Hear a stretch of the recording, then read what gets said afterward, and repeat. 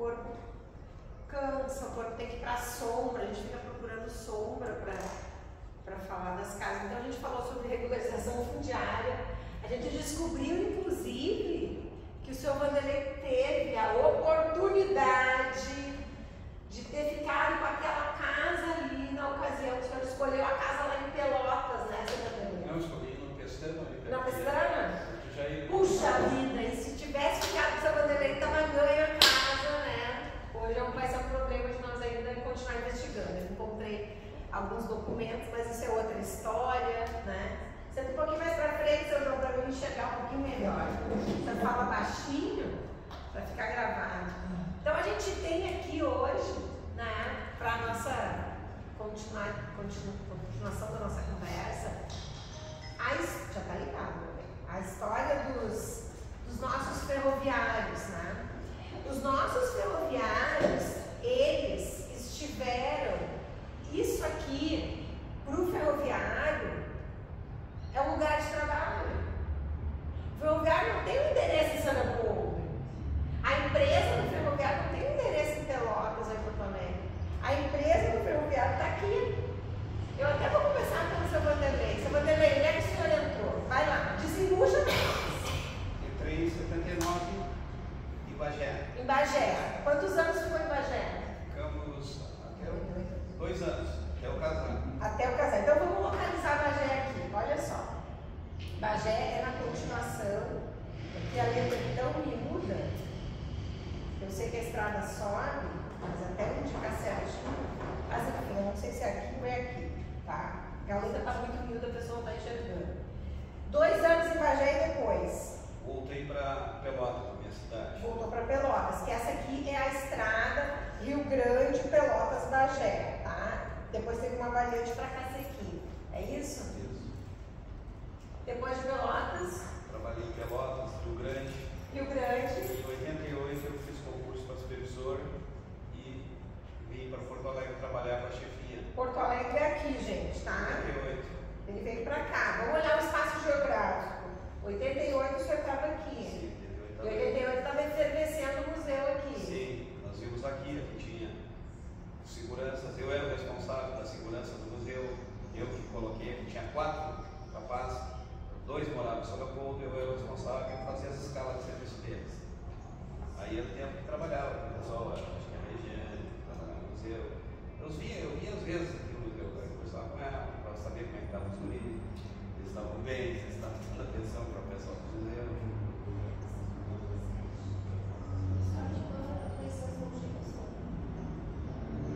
Fala mais alto, senão nem eu ouvi. O senhor chegou a conhecer o Gilson, que era um dos funcionários aqui? O nome assim, mas eu acho que eu conhecia. Esse era daqui Falou do museu. anos, sabe? Era nele. Era bem nessa época, Moreno negro, uma pessoa negra. Porque tinha o Gilson, que era de Balcaçara, que Exatamente. o Gilson é meu amigo. O Gilson eu conheço. O pai dele foi agente de estação. O Gilson está morando hoje, eu acho que no Portão esse dia. Ele passou por 3 enchentes. Perdeu lá em Roca. Eu encontrava ele muito em Roca, porque eu ia na Roca. Ele foi para Roca Salles e enfrentou 2 enchentes, veio para São Leopoldo e enfrentou Meu amigo Gilson. E agora foi para Portão. Agora ele foi no alto. Também. Não, Tá no alto, agora foi para cima do morro. o Gilson é uma rica pessoa. É uma rica pessoa. Então, só tem um defeito. Ele é gremista. Ninguém cobrava. E aí, em 88, já veio para Porto Alegre, trabalhou com o pessoal do Museu do Trem, e aí segue para onde depois? Trabalhava no edifício 7. Ah. Ficava lá no 2º andar, junto com a chefia. Aí eu atendia lá de Porto Alegre até Lages, eu ia. Então era Vacaria, esses trechos todos desse lado aqui. Era o primeiro distrito que chamava, que era o distrito de Porto Alegre. Vamos ver onde é que está Lages e Vacaria, porque daí vai subir, né, gente? Isso é. Aí nós estamos falando daqui, Tronco Sul. Tronco Sul. Tronco Sul todo, inclusive no Tronco Sul, eu estava falando do seu João, o viaduto Túlio, 54, teve aquele acidente gravíssimo, a morte dos maquinistas. Fui eu que fui para lá, aquele no 92, que eu estive lá no acidente, junto com o pessoal do Socorro, Fogaça, que mora hoje em Canoas. Aí a gente esteve lá começaram lá para recolher o que sobrou daquele pessoal. Não sobrou nada. Sobrou para aquele período, botávamos no envelope, depois das famílias, levamos para a pagaria lá para a polícia, fazer essa medida. Reconhecimento. E pegar para a família. Então ali foi dois, depois o outro foi o meu colega, o Carlão, que ficou no lugar. Esse acidente ainda de 92 Foi um choque de locomotiva dentro do trem. aconteceu uma falha do maquinista não saber da escala do pódio? O que é? Não, isso foi um erro. Até eu estava comentando esse dia no sindicato, do pessoal de Vacaria, um agente de estação, com outro agente de estação do São João. Eles deram a licença do trem, aquele tempo não era, e o trem tinha o mesmo número. E aí eles deram a licença e o outro não tinha passado lá. E já estava do outro dia, eles se chocaram dentro do túnel. Aí foi 7 locomotivas, 22 vagões de álcool explodiram. Como mesmo? Ficou tudo trancado lá. E a gente foi para lá. Inclusive, ela que recebeu o telefone na casa, mas a gente não estava, estava em Santa Cruz jogando bola. E o pessoal passou o dia me ligando lá para casa, que eu tinha o telefone no controle lá de Porto Alegre para minha casa. Quando dava esse acidente, era eu que eles chamavam sempre para ir para a área de segurança. Aí eu fui no outro dia, eles me levaram no outro dia junto com os engenheiros, que são os trabalhadores. E quantas pessoas se acidentaram? Mais ou menos, né? Foi 4. Um se salvou, está vivo, mora lá em Vacaria. E 3 ficaram dentro do choque da explosão. Deu mais de 1.000 graus de caloria. E como é que ele se salvou? Quando entrou no túnel que lotou, ele se atirou na entrada do túnel e caiu lá de fora do túnel. E aí um bugre da região lá viu o acidente e foi lá e salvou ele, levou ele para uma galinha lá, que tinha uma galinha de barro. Foi esse que salvou ele. E ele mora lá, era o São João, assim, não sei se ele viu aí. E esse senhor eu conhecia lá. Esse detalhe eu não sabia, eu não tinha me dado essa outra A gente não tinha vez. falado. E o acidente da ponte, né? Aquele que eu estava lá na ponte, aquele dos Lá em três. Pelotas, né? Aquele eu atendi em Pelotas. Aquele foi 2.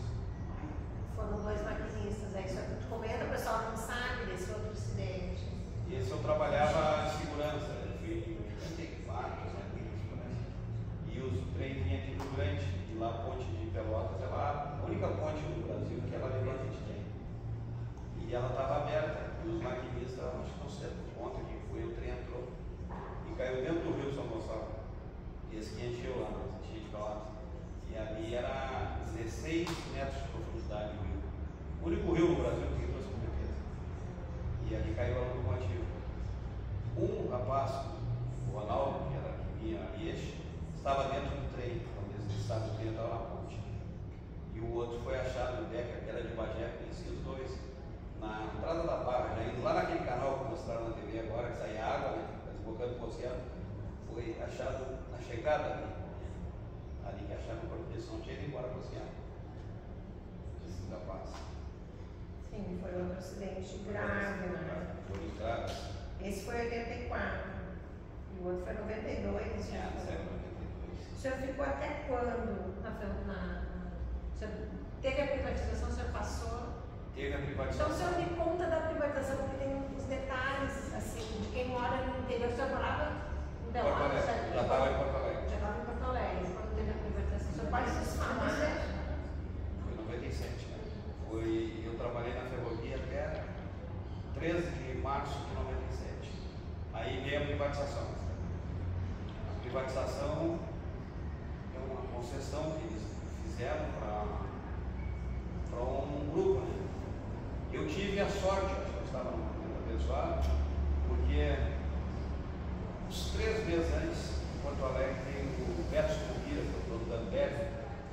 Ele veio para olhar, e o diretor prestando. Aí eles vieram para olhar e pediram para mim, pode ficar aí para as pessoas quando a vaga aí, no sábado. Eu fui. Não, tudo bem, eu vou lá. Aí falaram Scupira, mas quando me chegou um cara com o crachá escrito com Scupira, a senhora dele, o gurizinho, que hoje é o Rica de Ministros, hoje tem mais outra americana, e o casado lá com a filha do senhor da Varga. Aí ele chegou ali, o Cabral, tal, aquela coisa, eu ali, não, você suspira, eu quero dar uma volta aí, não vou com o senhor, não quero que ninguém vá comigo. Só quero que faça um favor, fique com meu filho. Aí eu fiquei com o gurizinho dele ali, né? E ele saiu a caminhar. O gurizinho ficou ali, tinha os latões de soja, deixei a criança entrar no balcão, sujou todo. Quando voltou, tal do suspira, mulher, o Zavar, e o gurizinho dizia para ele: eu não vou mais embora, pai, vou ficar com o Cabral. Deixa eu brincar. Mora em São Paulo, não deixa fazer nada. Aí tá, foi embora. Compraram a ferrovia, não sabia que era ele, né?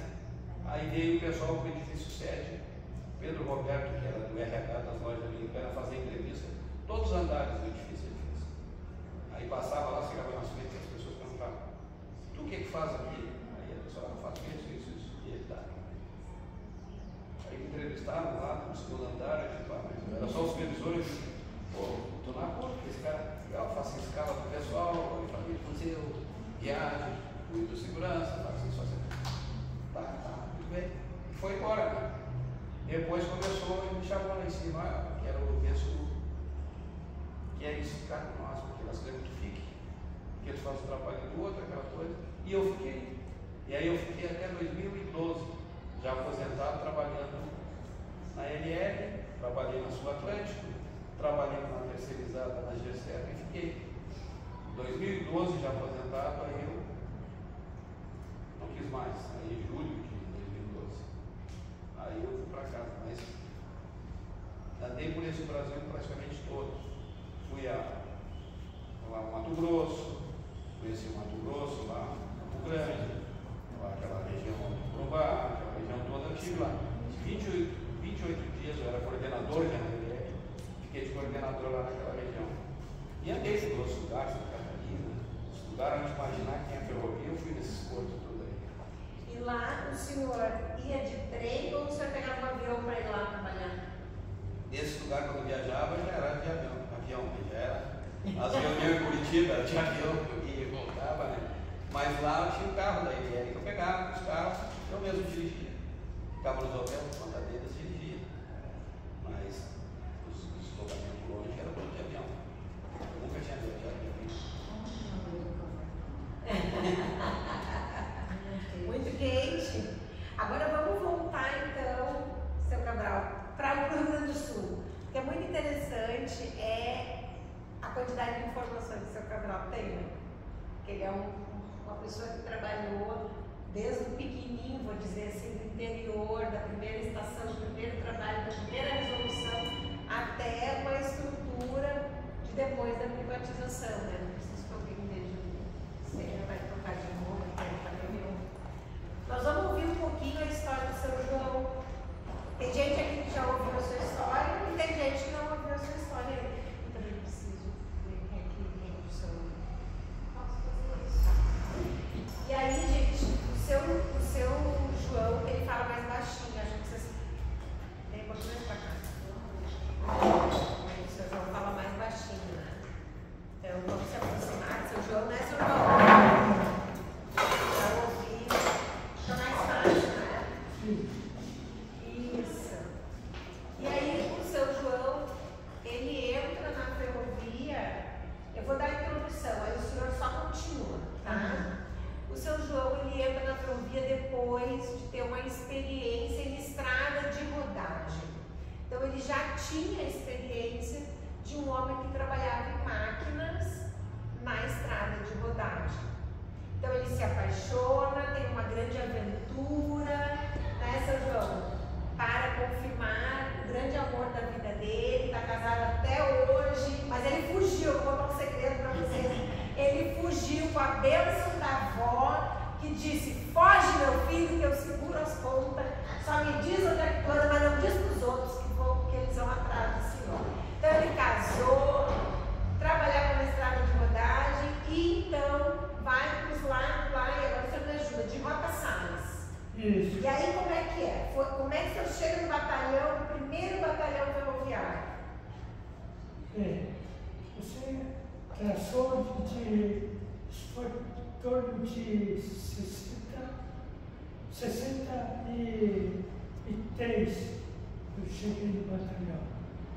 É 63. Eu trabalhei aqui na RS, RS 386, que te pedi. Bahia Canoas. Bahia Canoas, a rodagem. E ali, então, foi quando eu fugi com a minha namorada lá para cima. Tirei as coisas da estrada de rodagem, aprendi a trabalhar com máquinas de terraplanagem ali e fugi com a namorada lá para cima. Mas foi lá para o lado de Guaporé, entre o sul. Nós estamos. É porque aqui está vendo. Vai falando, seu nome. Entre no sul e Guaporé. Mas lá eu trabalhei um pouquinho só, aí uns 4, 5 meses, aí fartou, não dava mais para mim trabalhar, dava por causa do salário, aquela questão toda, mais a companhia que eu tinha, a minha esposa. Então, em junho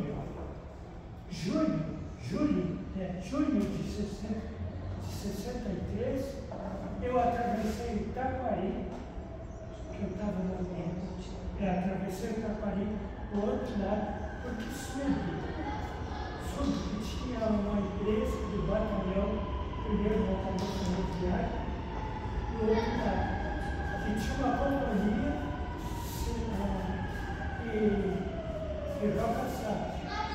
Mas eles estavam trabalhando no outro lado, lá perto na Violanda, perto de Santa Teresa.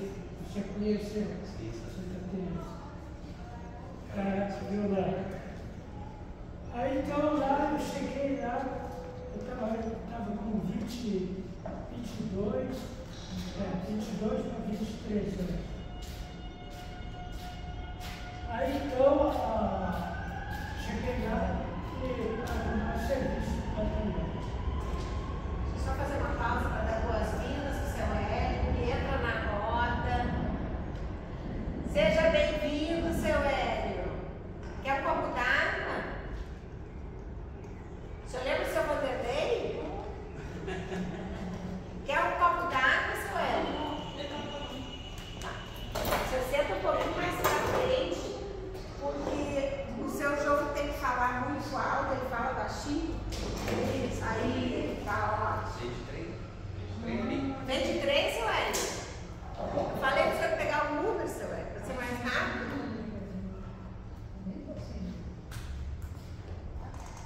Eu já tomou, deixa aqui para mim que eu tomo. Não, pois é. Posso pegar meu óculos lá? Não, deixa. Eu vou fazer um comentário antes do seu jogo começar, que é o seguinte. A gente não está encontrando. Não é porque não tem no mapa a cidade tem no mapa, mas porque esse trecho provavelmente foi erradicado e o mapa não mostra toda a estrutura. Então, seu João, tem as partes erradicadas que não estão mais aqui. Então, como a gente está olhando o mapa mais recente, a gente não tem certeza, né, se o desenho vai contemplar. Eu acho que esse aqui é mais antigo. Esse aqui é de 44, então não tem. O Troco Sul foi feito que ano? Está lembrado? Troco Sul. Eu não estou achando a cidade que o senhor está falando. Ó, tem Bento Gonçalves, que eu sei que o senhor vai citar, mas não tem uma Caçares aqui. Tem lá em cima Getúlio Vargas. Então, só para comentar, por que não está aparecendo algumas cidades? Porque ou não foi feita essa estrada aí no mapa anterior, ou o mapa posterior e já foi erradicado o trecho. Então tá. Porque, só para voltar um pouquinho na história, porque Rocaçares, quando eles furaram lá, nós furamos o túnel 21, que era de 3.100 metros de comprimento, 3 quilômetros. Aí, ali era o troco, para ligar o Troco Sul. Então, o Roca Salles... Esse é o maior túnel. É. Que é a túnel do Tronco Sul. 3 km e 100. Então, esse aí ligava no sul ali. Estrada que ia para Timuçu. Pois bem, aí cheguei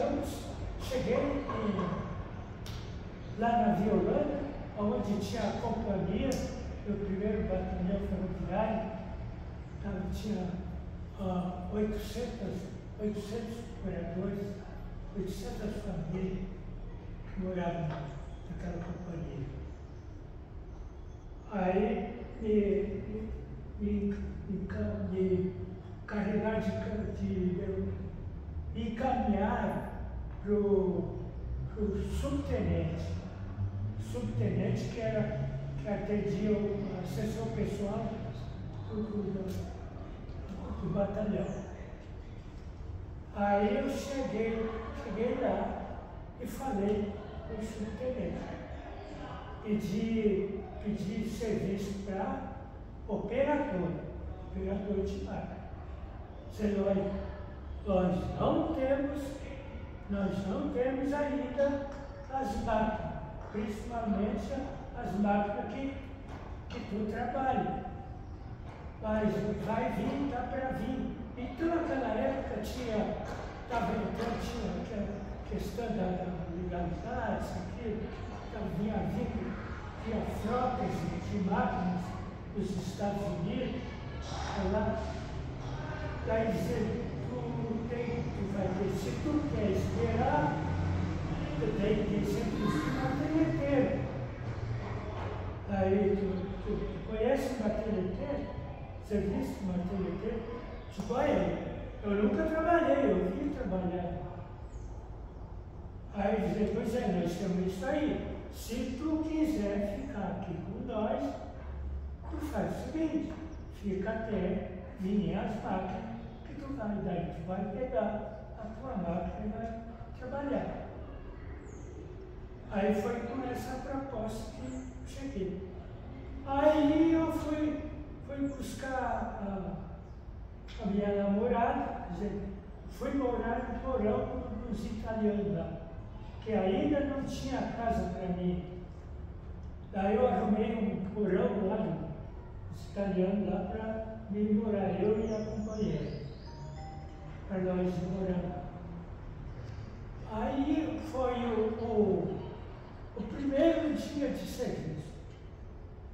O primeiro dia de serviço, eu cheguei lá, eles me apresentaram para o encarregado, que naquele tempo se chamava de feitor. Daí dizer ele, olha, aqui tu já trabalhou com martelo, os joias, eu nunca trabalhei. Era aqueles gargos, os martelão de 45 quilos. Eram os monstros. Aí fazia lá dentro tudo, quando nós ligamos, nós trabalhávamos com 8 martelos daqueles, ligava lá, tinha abafador, tinha todos a aparelhagem a trabalhar, por causa dos ouvidos. E se tirasse os ouvidos ali, ficava surdo do barulho. Aí tá joia, eu não trabalhei com isso aí. Aí dizer, vamos ver, né? Aí deu uma experimentada para cá, daí dizer, olha, eu acho que tu não vai dar. Eu vou fazer o seguinte, vamos te apresentar lá para o outro feitor lá na turma da limpeza. Eram 6 turmas, né? 6 turmas. Entrava 3 turmas e saía e entravam as outras 3. Depois eu explico como é que funcionava. Aí eu digo, está ficando difícil para mim. Aí eu tipo, aí fui me apresentei para o outro encarregado. Aí tá dizendo, olha,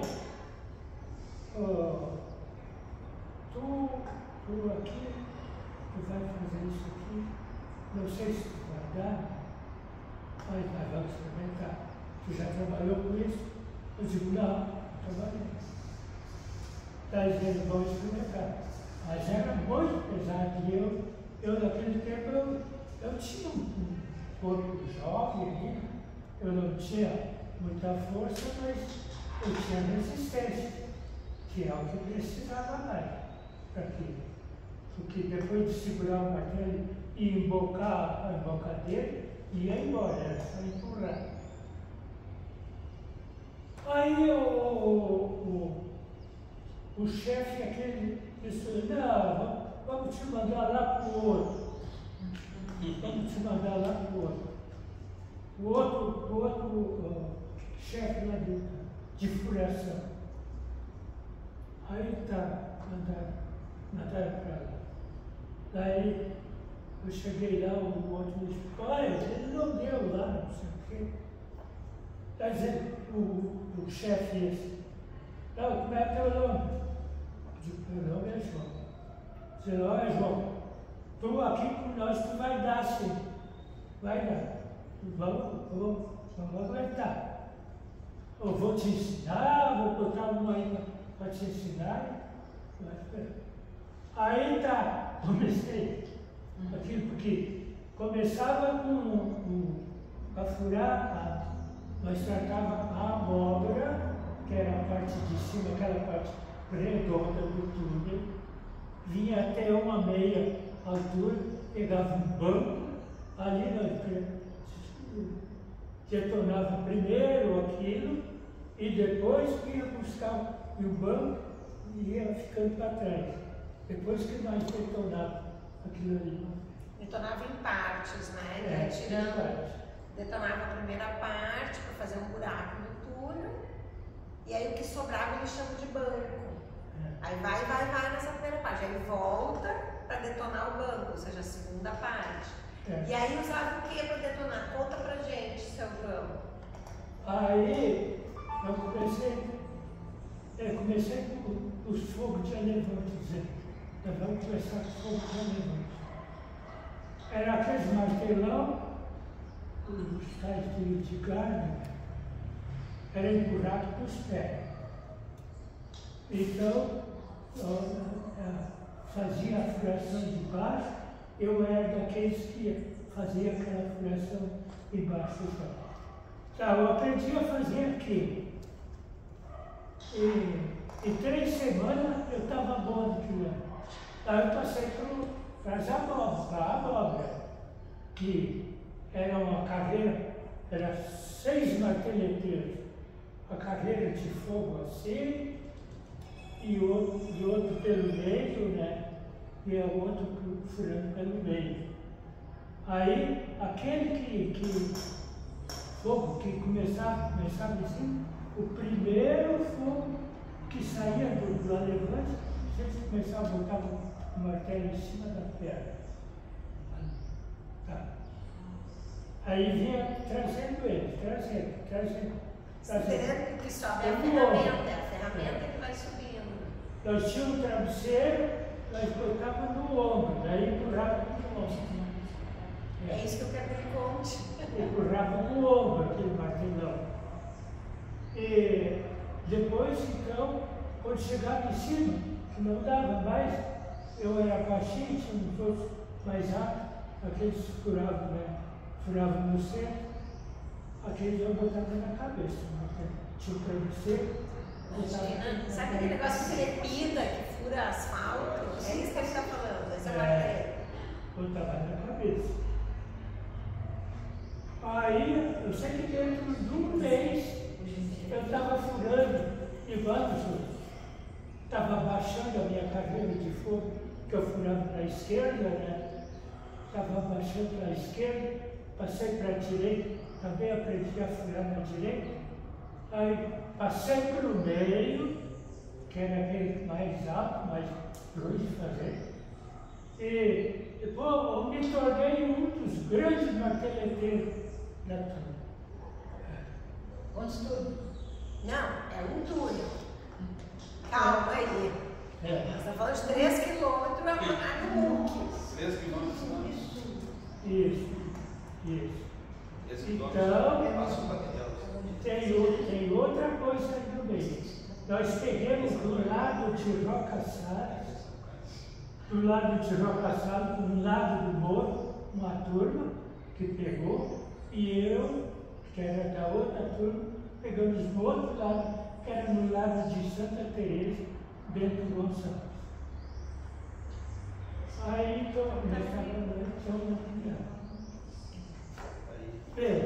nessa noite, Bento Gonçalves, né? Então a gente vai olhar aqui, é que teria que ser um mapa mais ampliado para ver. Então ele está falando, ó, Bento Gonçalves está aqui, ó, gente. Então ele está falando de um túnel nesse lugar aqui, porque 3 quilômetros não vai aparecer no mapa, né? É muito pouca quilometragem para aparecer. Então quando ele fala Violanda, Rocaçales, a gente tá, o ponto de referência que a gente tem aqui eu vou chamar aqui a estação de Bento Gonçalves. Claro que não é na estação, é no município, tá? Mas é aqui, a gente está falando dessa região aqui, tá? Acho que isso é importante. Aí, para continuar, nós fazíamos as 3 carreiras, as 6 carreiras de fogo, e aí vinha a detonar, ele tinha que detonar. Aí eu aprendi a carregar o fogo, que nós tirávamos, era uma distância assim, dava 1,10 m, por aí, mais ou menos, de profundidade, que nós tocávamos um pouco aqui. Então, nós fazíamos, brotava tudo, os fogos, e depois começava a carregar com uma banana de dinamite. E puxava, socava com o socador. Quando chegava a 30 centímetros, antes de sair da boca, aí nós enfiávamos a espureira na banana. Aquela que explodia. A banana explodia azul. Aí veio a ciência. Aí eu tinha que aprender a cortar o estupim. O estupim que ia na banana era um estupim de mais ou menos 1,80 m, e aquele 1,80 m nós agarrávamos e cortávamos, tinha que cortar 2 centímetros. 2 centímetros, ficava toda arrepiadinha. Então ali ia queimando e saía. Então, nós éramos os queimador, ia botando fogo aqui, ali, e cuidando do que estava sobrando do estupim na mão da gente. Aí, quando chegava o porto,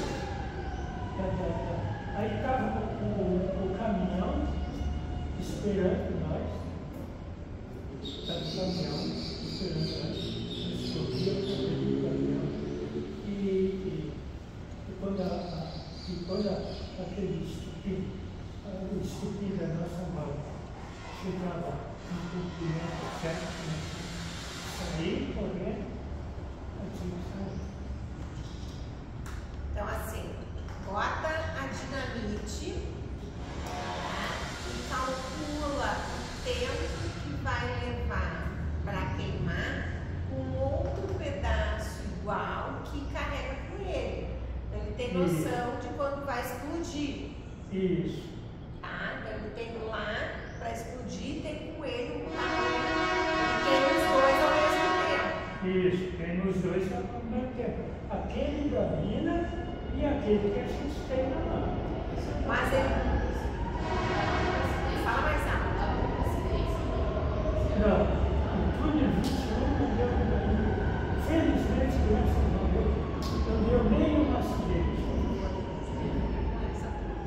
na seguinte. E então, quando chegava, nós fugia, o túnel era furado. Cada 100 metros nós fazíamos o salva-vida, que era uma entrada para dentro nos taludes, que entrava um caminhão ali e podia girar, aquele caminhão podia fazer volta ali para dentro, ali dentro. Nós se metia ali. Aí quando explodia, a 100 metros de distância, nós víamos as pedras. É assim, ó, o salva-vida é assim, eles estão furando o túnel, né? Então ele fura o túnel aqui, aí eles furam aqui, aí que entra um caminhão. Isso. Eles chamam isso aqui de salva-vida. Isso. Então quando eles vão furando aqui, depois eles se escondem aqui e as pedras passam voando por aqui. Por isso se chama salva-vida. Tem esse túnel aberto lá no Tronco Sul, tudo, só que as janelas. As janelas. E aí tem que ter uma coisa que é tampão de ouvido para não ficar surdo. Nós tínhamos abafador, capacete de alumínio, máscara dupla. Para respirar a Para poeira. respirar. Nós chegávamos, quando chegava o fim da furação, nós chegávamos só com 50% da respiração. Então tem um período. Não aguenta daí muito tempo. Tem que ser um horário de trabalho que a pessoa não desmaie, né? Tem que dar conta do trabalho. Por isso entra outra turma e o túnel não para nunca. Exato. De ser furado, de ser limpado. Né? Então aquela turma de furação furou, detonou, saiu, então entrou a outra turma de limpeza com as máquinas de caminhão. Entra 2 caminhões, vão pelo lado e a máquina, um trator D4, D6 carregadeiras. Então carrega pelo lado, frente para trás e carrega o caminhão aqui na frente. Depois o caminhão está de ré, porque o caminhão entra de ré. Aquele viajava, imagina, éramos 3 quilômetros, tinha que fazer de ré.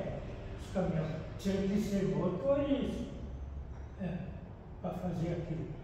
E o túnel, eu não falei da profundidade, 1.200 metros de profundidade embaixo do morro. É muita.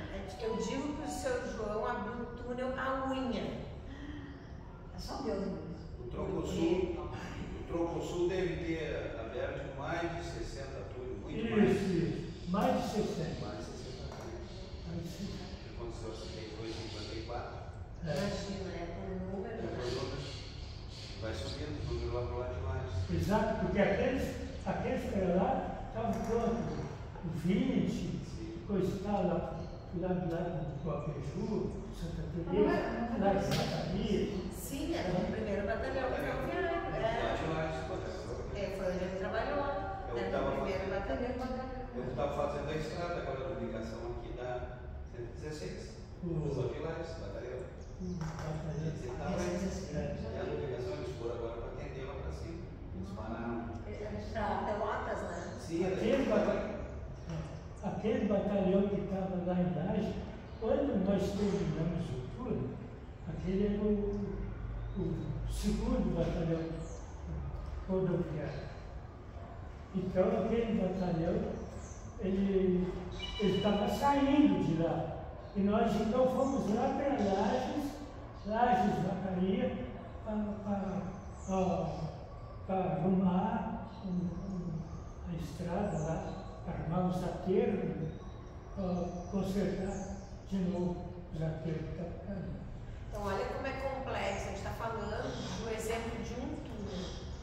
E claro que a tecnologia foi mudando à medida dos anos, né? A gente já fala assim, foram mais de 60 túneis. A gente está aqui no número 13. É o túnel 13. É esse que eu estou falando, que é o grandão, é o 21. Desculpa, eu falei, o túnel 21, ele está falando do túnel 21. Isso. E aí, a gente, no final das contas, a gente tem mais de 60.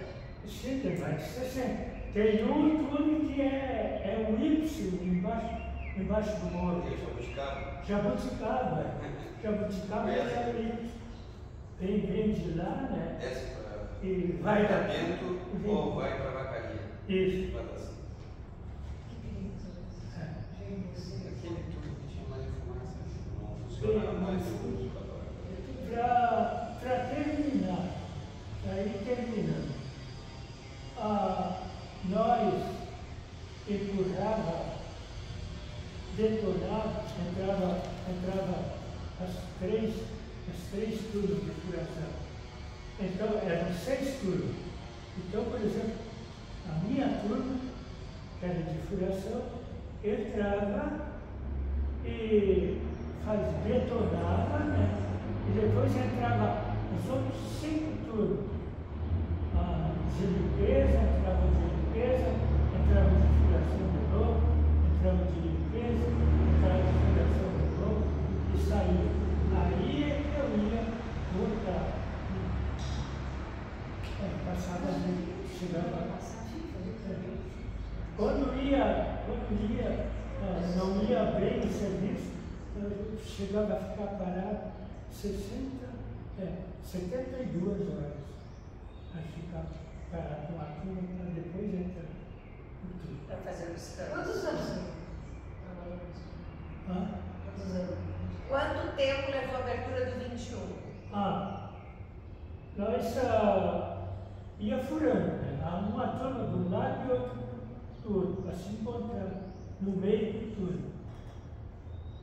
Aí, quando chegou uma certa distância, que nós estávamos, nós botávamos o ouvido na rocha, assim, nós escutávamos os outros, o barulho dos outros martelos do outro lado. Aí nós começamos com uma broca que nós tratávamos de 8ª. Tinha 8 metros de comprimento, aliás, 8 metros não, 6 metros de comprimento aquela broca. Então, cada furação nós empurrávamos ela para frente. Cada furação nós ia empurrando ela. Porque quando chegou aquela distância, nós se comunicamos com a outra turma por fora, o comandante, se comunicamos por fora, então que nós íamos começar a furar a broca grande. Aí, quando foi chegando perto, mais perto, cada dia, e nós apressados com aquela ânsia de chegar. E com tudo isso, a minha máquina não chegava. Não chegava. Porque eu era um dos bons que trabalhava lá, mas não tinha interesse em tirar. Não tinha interesse em tirar. Mas quanto tempo assim o senhor demorou lá?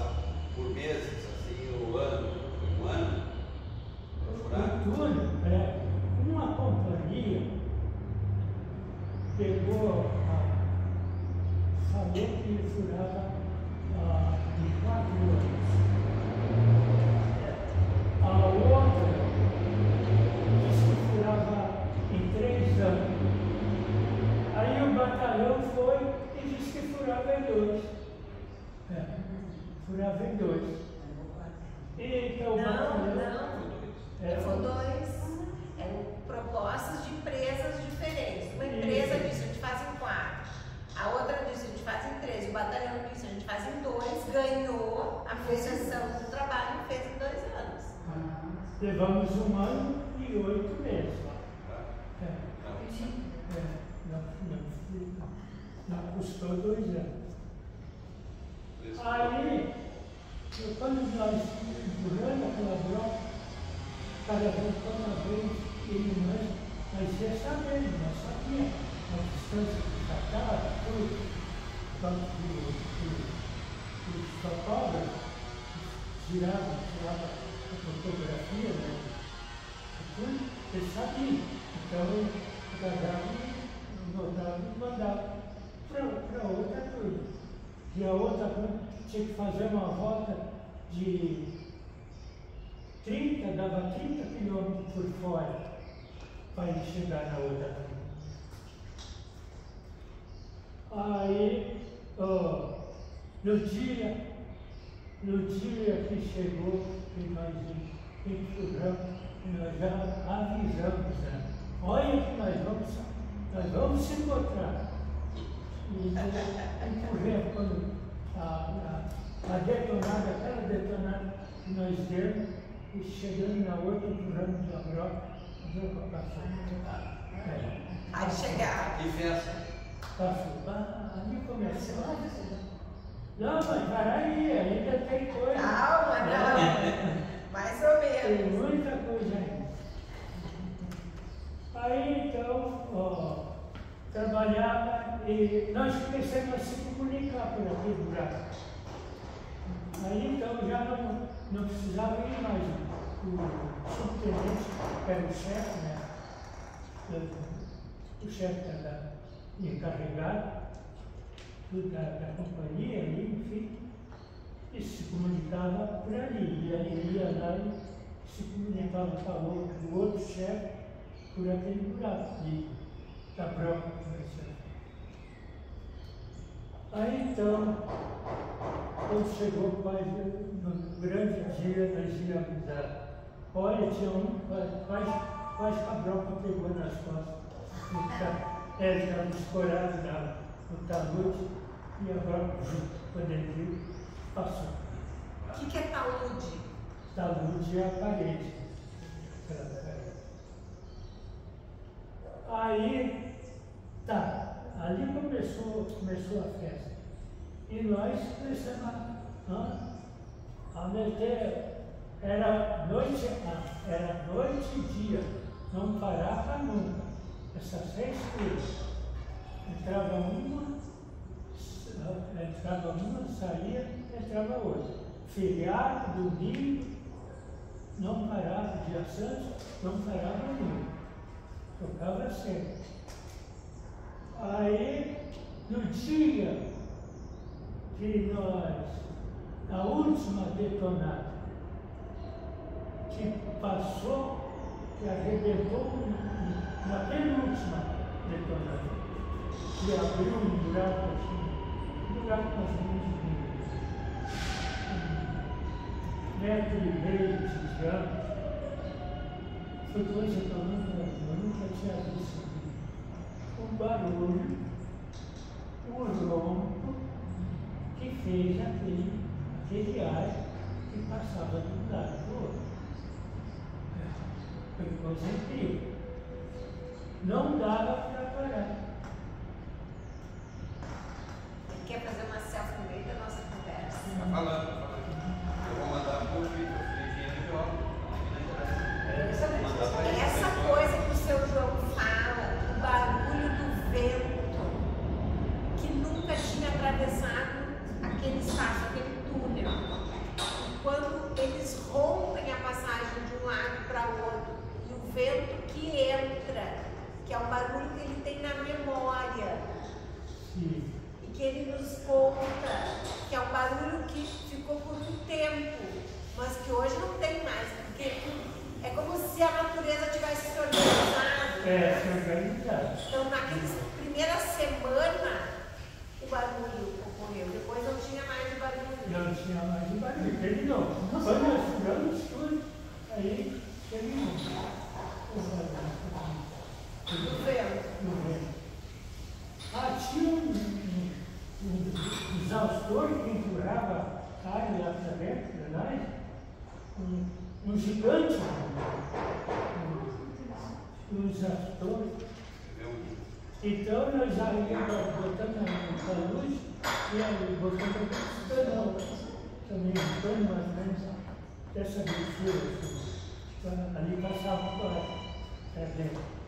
E lá dentro não parava aceso, eu falei de fósforo, não parava aceso com a falta do oxigênio. Mais uma semana? Uma semana mesmo. Não, ela está falando uma outra coisa agora. É. Não, ele está falando que a falta de oxigênio dentro do túnel era tão grande que que tinha que ter um exaustor que empurrasse para que eles tivessem oxigênio suficiente para respirar. Mas depois veio. Sim, ele está falando nas etapas, né? Então, nós furamos tudo, ali teve uma semana. Aí o subtenente, o comandante, o coronel, falou, vocês têm uma semana de festa. Pode beber, pode comer tudo que vocês quiserem. Né? O batalhão vai pagar tudo, condução, para vocês correr para lá e para cá, dá para dar. E assim foi. Organizaram a festa então, seu Dão. Isso. Essa a dona Noeli quer saber detalhes da festa. A festa, nós se juntamos. Quando chegou, quando se encontramos lá, né, as duas turmas, uma do lado e outra do outro, foi um choro. Choro. Todo mundo chorando, se abraçando. Tudo vivo, né? Não posso lembrar. Mas é que é muito emocionante, seu João. Foi muito emocionante ter momento. O senhor nos dá a oportunidade de ouvir a sua história com tanta emoção. O choro de abrir o túnel volta de novo, né, seu João? Ela volta de novo. Era muita emoção, porque era todo mundo chorando. Todo mundo. Era um grupo de 30 pessoas, 30 trabalhadores, chorando e se abraçando e pulando. Estavam vivos.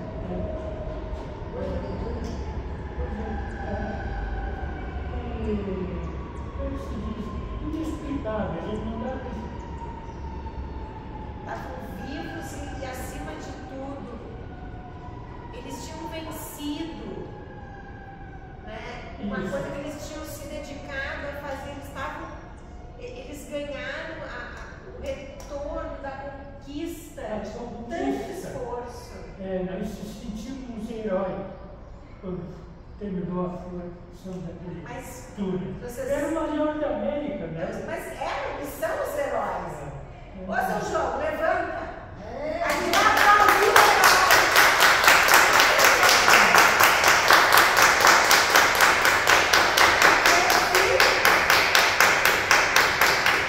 Sim, os heróis que furaram o punho à unha. Mas quando estava quase no final da furação, veio os marteletes hidráulicos. Agora que chegou. O vagão-trio, era um vagão-trio. Era um vagão tipo uns canhão, né? Hidráulico, aí empurrava com hidráulico. Aqueles nós furávamos nos bancos, por exemplo, nós furávamos com aqueles. Nós podíamos meter uma troca de 4, mais ou menos 4 metros, quando eu passava por isso. Porque para detonar, quando começava, era 2 detonadores, cada um com um estupim daqueles que já fez. Então, quando nós ficávamos olhando um para a cara, contava 1, 2, 3 e já. Então começava a queimar. Seu João, o senhor agora tem que falar da festa. Essa história o senhor já falou. A dona Noeli quer saber para a gente ir encerrando, né, nessa parte, como é que foi a festa de comemoração? A turma toda se reuniu, fizeram o quê? Uma galinhada? Não, o batalhão deu um boi lá. O boi inteiro? Deu o boi inteiro para nós lá.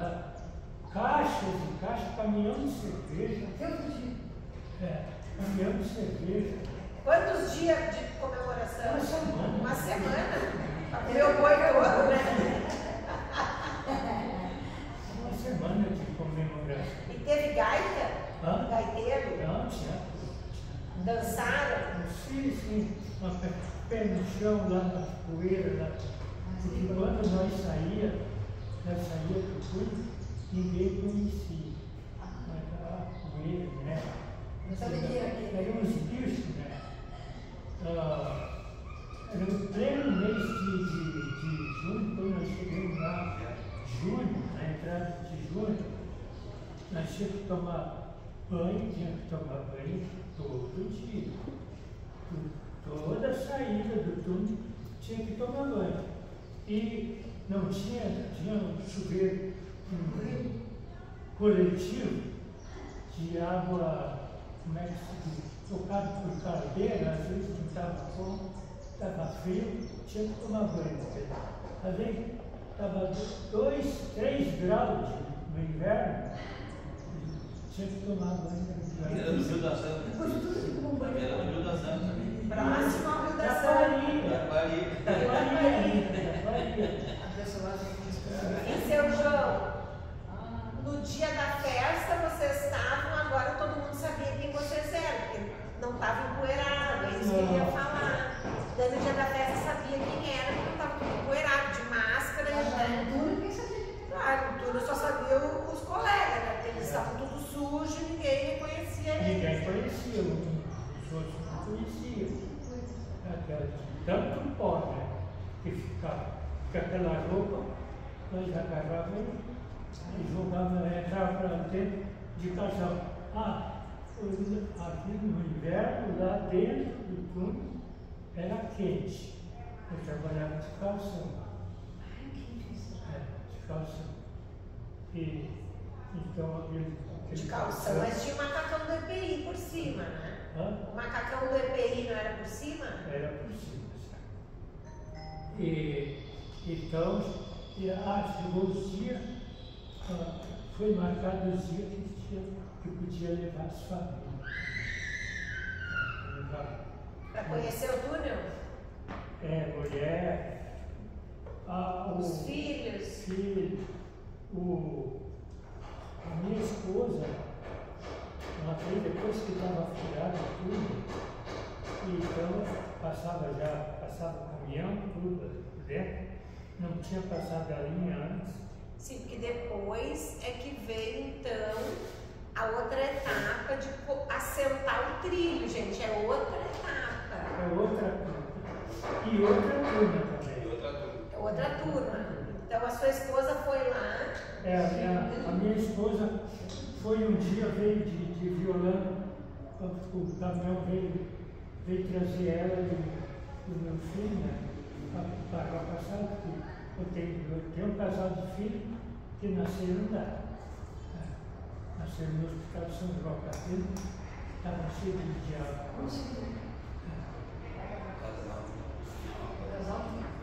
Filho. E nasceram lá no batalhão. Então, eles tiveram que parar e fechar logo. Os vidros estavam abertos, e eles estavam furando, né? Estavam fazendo os arremates, tinha que arrematar, né?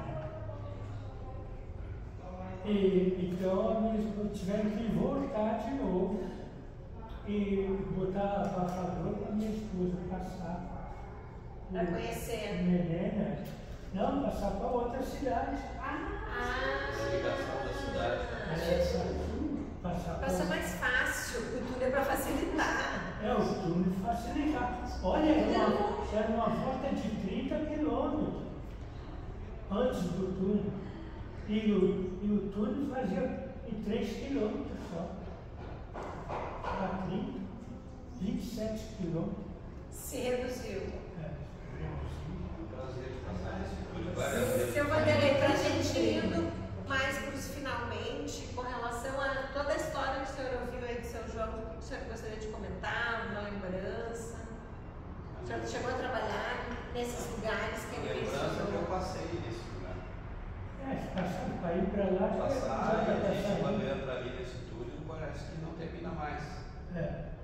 Entra o trem ali e fica uns 20 a 30 minutos, quase meia hora dentro de baixo da terra. Isso. E outro detalhe, ele é em curva.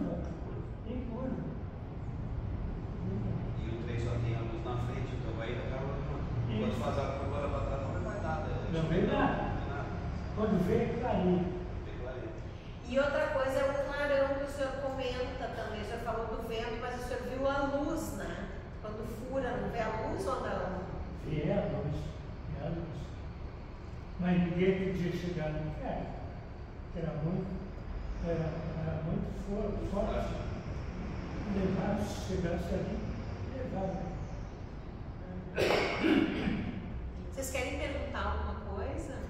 Vocês gostariam de perguntar alguma coisa? De tanta história, está todo mundo impactado, né?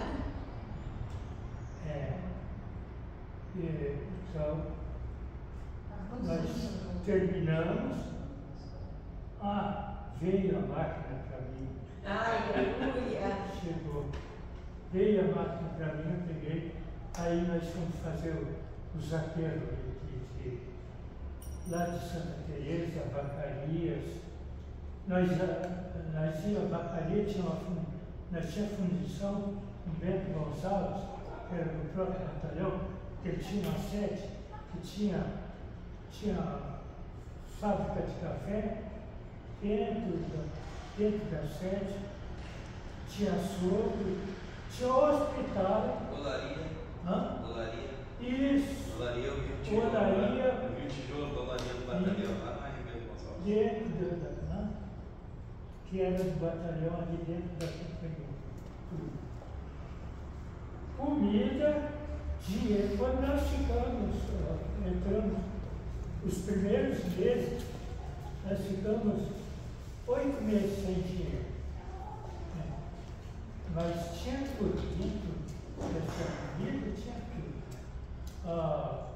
Crédito nas lojas, nós já precisávamos comprar roupa, por isso, sapato, por isso, aquilo. Então, a família ia nas lojas, tinha crédito à vontade. Para depois pagar, depois vocês ressarcem todas as contas. Isso. Gente, nós vamos encerrando agora, seu João. Para a gente fazer o fechamento, o senhor gostaria de deixar alguma mensagem? Tantas histórias que o senhor tem para nos contar. Olha, aquela que é só uma explicação de Deus. Eu, quando comecei a minha caminhada aqui ali, eu não pensei em nada, pensei só nela, na minha mulher, e mais nada. Vou trabalhar, seja em que serviço for.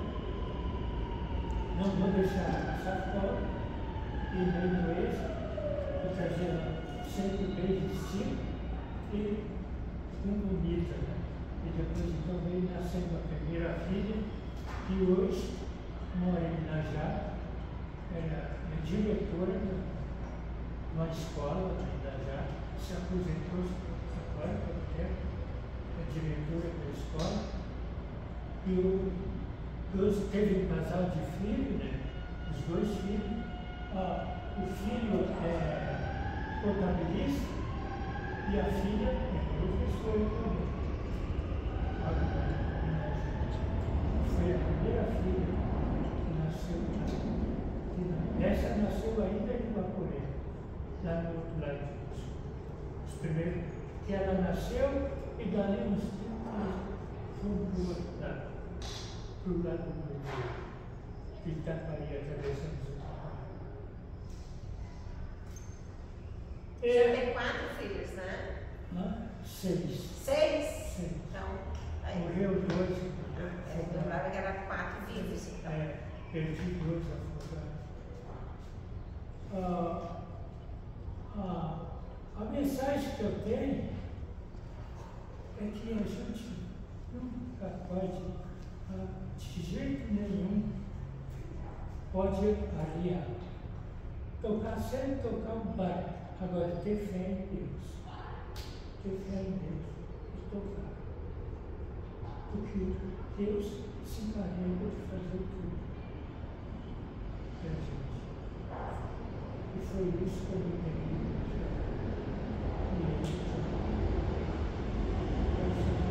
O seu João depois foi fazer teologia, o seu João foi trabalhar com catequese, mas essa é outra história, né, seu João?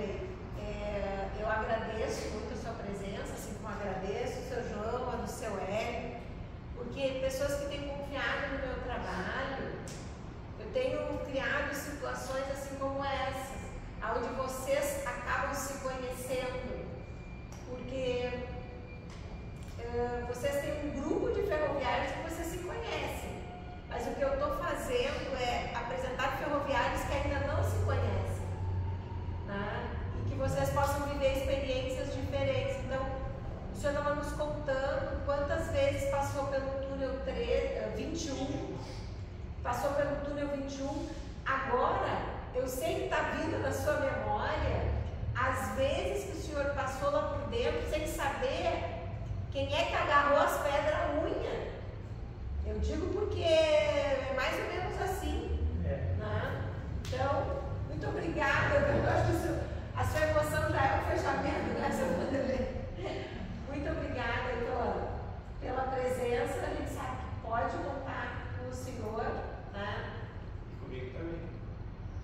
Pode contar. Obrigado. A gente que agradece. Né? Deus te abençoe.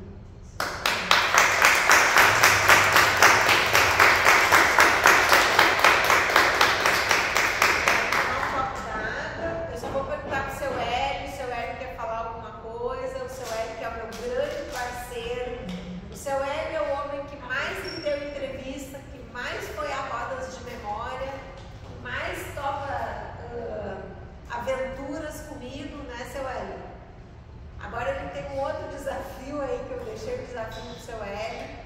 Mas o senhor quer dar uma palavra, seu Hélio? Eu quero dar pedir desculpa pelo. Capaz, seu Hélio, tá tudo certo. Agora eu fiquei sem dúvida. Algumas informações científicas. Em primeiro lugar, eu quero saber como todo esse trabalho que teve, o senhor ficou aposentado como trabalhador ou como militar? Não, como trabalhador, como civil. Civil, não ferrovia. Ele foi ter outro emprego depois. Não, os soldados, o exército, o soldado, desde o soldado só estava lá era o único que fazia o serviço para os outros militares tudo mandavam, só mandavam. E os soldados só faziam. Nós era tudo civil. Eram 12, na época eram 12 mil trabalhadores no profissões. Outra pergunta, seu Hélio, que o senhor tem para fazer para ele? Toda essa sua experiência, sim, o que o senhor tem a me dizer é o seguinte forma. Em toda essa batalha que o senhor teve, outras pessoas já fizeram alguma coisa, couberam, faculdade, enfim, toda a população em geral fez contato com o senhor para contar a sua história. Eu vou mudar um pouquinho a pergunta, pode ser, seu Hélio? A partir de quando, seu João, o senhor começa a contar a sua história como ferroviário? Agora, porque aqui em São Leopoldo, uma pessoa só sabia que eu trabalhava. E essa pessoa é que falou para mim. Falou comigo, e por intermédio do nosso trabalho, o seu João está contando pela quinta vez, né, seu João? É a quinta vez que o senhor está contando, acho que é a quinta roda de conversa de memória. O seu João já contou aqui em São Leopoldo, já contou lá em Sapiranga, em Parobé, que nós estivemos junto, né? Porto Alegre. Então, na verdade, seu Hélio, antes do projeto do museu, nunca ninguém tinha ouvido falar na história do seu João. Sim, foi uma pergunta importante. Quantas vezes eu já deve ter falado para as pessoas? Onde está o presidente do sindicato dos ferroviários de Porto Alegre, quando me viu e soube que eu trabalhei no serviço, na escavação dos túneis, ele ficou de boca aberta. E disse, graças a Deus, porque ele teve lá no túnel, e olhando e imaginando, quem será que fez isso ali? É aí o senhor, né? E então, de repente aparece eu trabalho Depois que terminou tudo isso aí no exército, veio alguma E tudo isso que nós não, só independente. Não. Chamou nos anos 70 eles se despediram. Uma grande turma, entrou a ditadura, né? Já tinha ditadura, né? E eu disse para a minha esposa, aí eu já estava com 3 filhos. Aí uma guriazinha, a minha primeira, minha mais velha, estava com 7 anos. Aí eu disse para minha esposa, nós vamos embora daqui, nós vamos ter que ir para uma cidade. Eu vou ter que trabalhar numa fábrica agora, que não vão poder mais para dar escola para essas meninas, esses filhos, não sei. Mas não vão poder, porque eles vão trocar muito de escola, né? Mas trocava muito, viajava muito para lá e para cá, nas companhias. E então eles não paravam um pouquinho na escola, um pouco aqui. E nós vamos trabalhar numa fábrica. Foi quando eu vim embora para Lajeado. Aí começou um outro sonho. Aí eu digo, bom, agora eu vou realizar um sonho. Aí começou outra história. Aí começou um outro trabalho, uma outra história. Outra pergunta, seu Hélio? A minha sempre participação nisso aí é o seguinte, eu tenho visto assim, lembrado do brasileiro, porque tudo que é feito no Brasil, era feito no Brasil, era braçal. A ferrovia foi feita braçal. Entendeu? Então, isso que a professora disse dizendo, deveria ter outras pessoas que têm uma visão do que é e do que pode ser feito no Brasil. Não é possível o nosso Brasil estar nessa pendência que está, por falta de esclarecimento, falta de conhecimento. Tudo isso vem, assim, amontoar os problemas do Brasil e não é nada disso.